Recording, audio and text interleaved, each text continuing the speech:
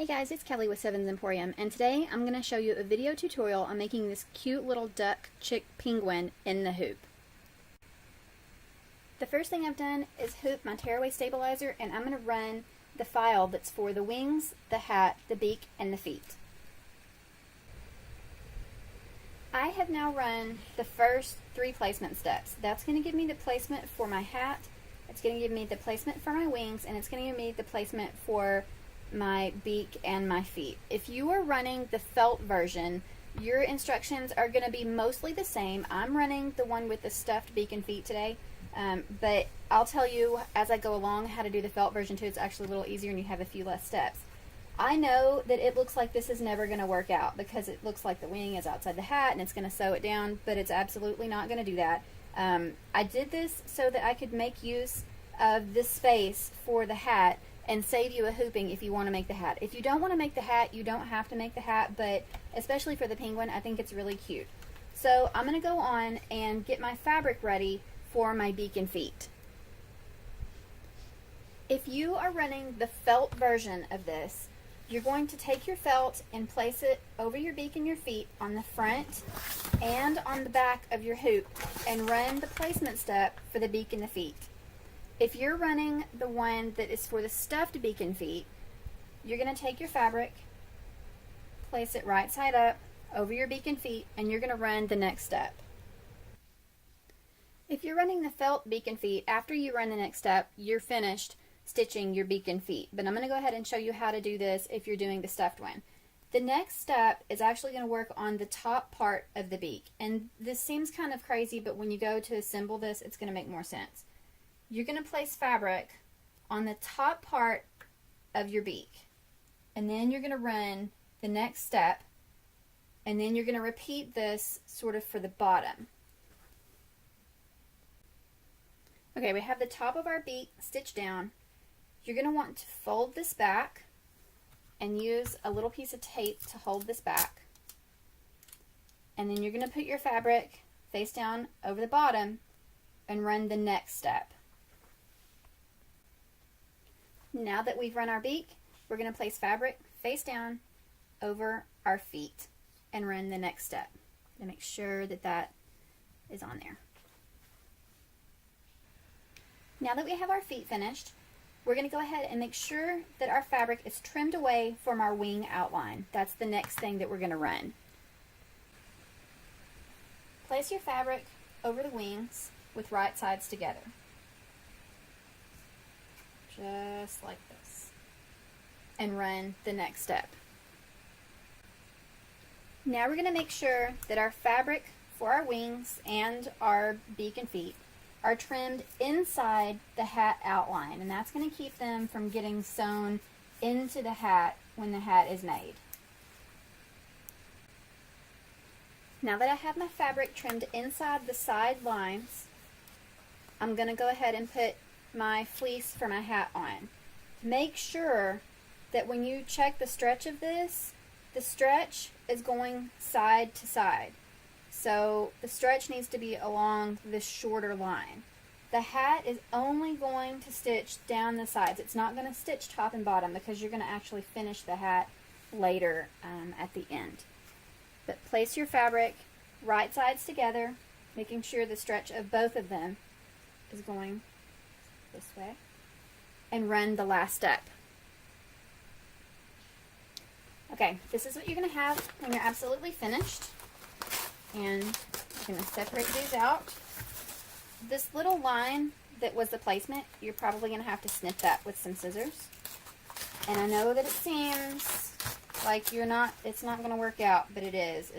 It seems weird to me to stitch over something else, but when you go through and tear these apart, you're going to need to snip this little thread up here too, on both sides.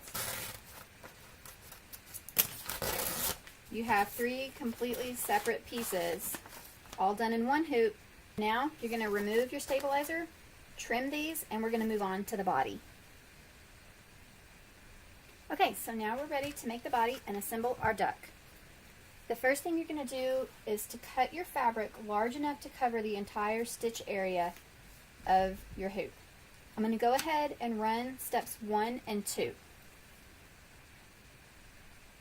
I know some of you are wondering what is the point in the second step where it makes the outline of the eyes, because the eyes are filled, they're not applique. I did that so that you can stop and put a piece of water-soluble stabilizer over where the eyes are going to go so that you get a nice clean fill if you're using something that's fuzzy like minky or fleece or something. So go ahead and put your water-soluble stabilizer on there, tape it down, and run the steps for the eyes. Okay, at this point I've gone ahead and done my applique. I went ahead and added a name. You don't have to add a name. I'm doing this one for my nephew, so I did. And I added that after the tack down step for the belly. And I also covered it with water-soluble stabilizer. I've heard a lot of people say that they have trouble getting the water-soluble stabilizer out of the middles and stuff of things that they're not going to wash, like this cuddle fleece. I use a dental pick. I hope you guys can see this. The one with the sharp point, I just got this at Walmart over in the dental section. And I use that to hook that little piece of stabilizer and get that out. That's how I remove the middles.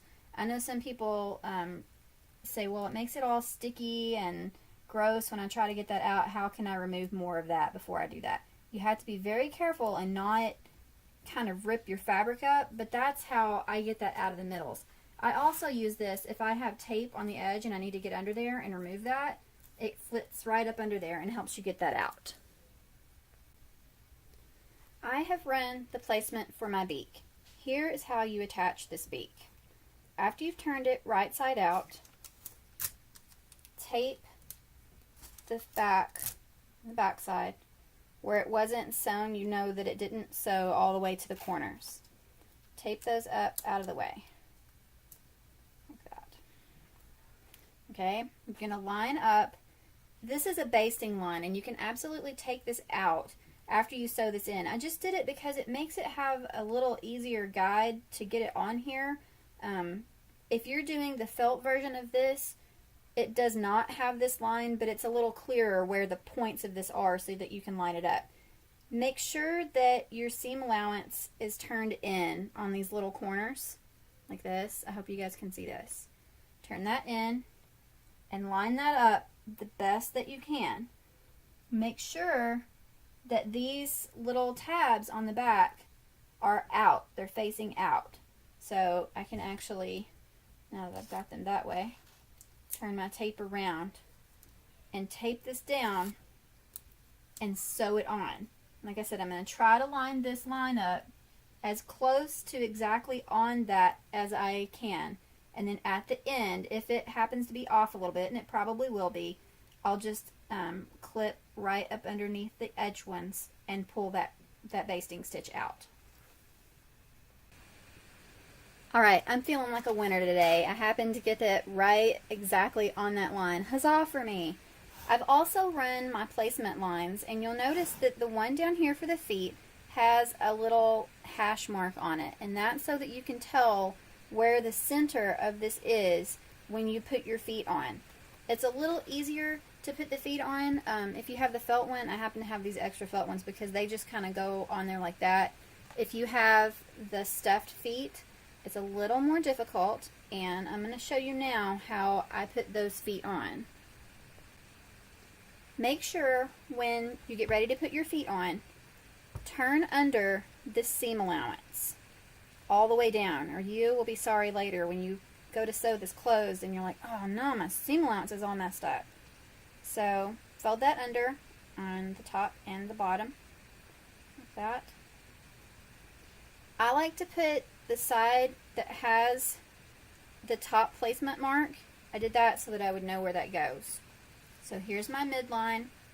When it sews these feet in, it's going to sew them in a little bit above this placement line when the final outline goes on. So you want to make sure that things are up above that.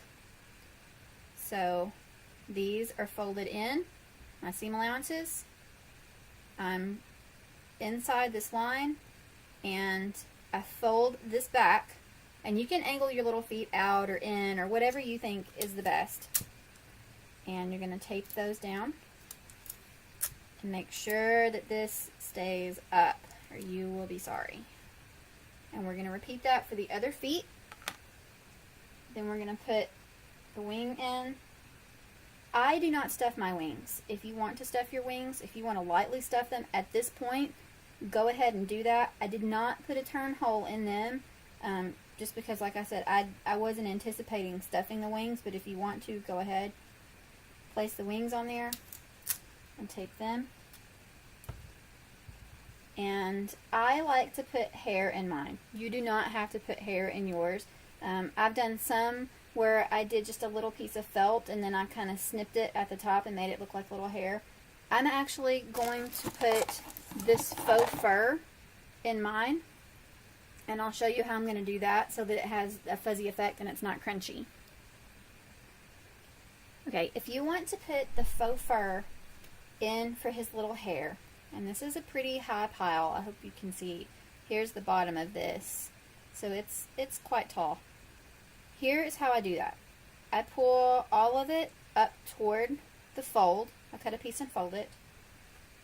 I put this on the line, and I figure out where the base of this actually starts. When it sews this in, it's also going to sew it in down a little bit from this line. So if you make sure that the fold of this has kind of a canvas part in the back of it. If you make sure that that's right on this line, what you're going to get is just the hair sticking up, and you won't get that fold poking up through the top of your duck in your final item. Then tape this down. Now we're going to run the next step, and it's going to sew all of these little pieces on. Alright, everything is done. We're going to put our back fabric on over the top, run the final step, and then I'm going to turn him right side out and show you how to finish the feet and the beak. Okay, I have him all cut out. I trimmed him out with a set of pinking shears because it makes little notches in all these little curves and makes them be able to turn out nicely. If you've done the felt version of this, all you have to do is stuff this and sew shut the top. If you're doing the stuffed feet and beak version, I know this looks crazy, like it's never ever going to work out. I will go in here and sew shut half of his beak. Fold under the seam allowance on the top, close this little bit on the side. That was necessary to make sure you didn't accidentally sew things in crazy. Then turn under the top, and as close to this seam as you can, use your ladder stitch and close the top of his beak about halfway, then stuff it, then finish sewing it shut. You're going to do the same when you get to his little feet. Sew shut the edges, and depending on how far you put your foot into your design, you may have more or less than what I have here. Just fold it under, slip stitch the side, or ladder stitch rather, fold it under, sew it shut about halfway, as close to the seam as you can, stuff, and then I will show you how I accentuate his little toes. Okay, I've sewn him shut, his little foot, to the point where I'm going to stuff it, and I should have mentioned this before. Make sure when you are sewing this that you don't accidentally sew the front to the back. I made that mistake. It's even more of a hazard when you get to the beak to not sew it, because then when you go to stuff it, you're like, oh no, I can't stuff this because I've accidentally sewn the front to the back. If you want to stuff the body before you do the feet and the beak, that might be better for you. I find it easier to do that because then I'm not fighting over the fluff of his body, and I don't have to kind of get up in a little crack because he's already stuffed. That's why I do mine ahead of time. This is why I use hemostats, because I leave a small opening and I use these hemostats to get my stuffing in there and go all the way back to this edge. And it just makes it so much easier because I can close more of my opening before I stuff, and it's easy to poke it in things like his toes. Okay, so this is what your little duck or chick or penguin should look like when you're finished. The last thing that you can do, and this is totally optional, is to accentuate his little feet. You'll notice that I left the feet, there's not a whole lot of curvature in there, And it's because when I tried to put a whole lot and kind of accentuate the toes, it didn't really work out super well. So if you wanted to have more of a flat webbed foot, you can leave it as it is. Or if you're not sick of hand sewing yet and you want to do these little toes, I'll show you how you do those little toes. You're going to need your trusty needle and thread, and you're going to go in through the bottom, like this, and you're going to come out right here in this little point where this goes. And try to hold this where you guys can see it. And you're going to make a little knot right here in this seam. And I do mine twice so that it doesn't pull out. And again. Alright, so here is what you will do. Oops. After you get that all tied in. You can clip this so it's all nice and secure. And you're going to go in however far back you want your toe to be and go straight through his little foot, and you're going to wrap it around and go in and out the same spot again. And I find it easier if I kind of pull where I went the first time and then kind of snug it up. And I'll go down around a couple of times just to make sure that that's going to stay there. And then I'll go on to the second toe and I'll do that. I'm going to pause the video and I'm going to finish this up, and then I'll show you what I do lastly with this. Okay, so I made his little toe and I tied a knot so that it's secure. I am going to go back in through this, and I'm going to come out the top, I said it was, of his foot. Right there. Because I like his little feet to kind of stay up. And so you can fold his little foot up and then just do a couple of stitches right here to keep it snugged up to his body. Obviously, I know you guys thought that I forgot about his hat, and I didn't. Here is how you finish his little hat. I put it on him like this, and I fold under the bottom and make a little cuff. If you wanted to, I'm going to have the seam showing. I didn't think about it until just now, honestly. But when you're making the hat, when you put your fabric down, you fold the bottom of it up, it will just kind of sew a nice little edge there, and you won't actually see this seam on the end, but I didn't do that. So you're going to gather his hat, and you probably have a little strip of fleece or whatever that you trimmed off, and you're just going to tie it in a knot like this. And then I take my scissors and cut some little snips in here just so it sort of looks like a little pom-pom on top. And if you want him to have a little scarf, just take a little piece of fleece and tie it around him and make a little scarf. So now he is all set for a cold Easter or whatever it is that you're making him for. I hope you guys enjoyed this cute little design. Have a great day.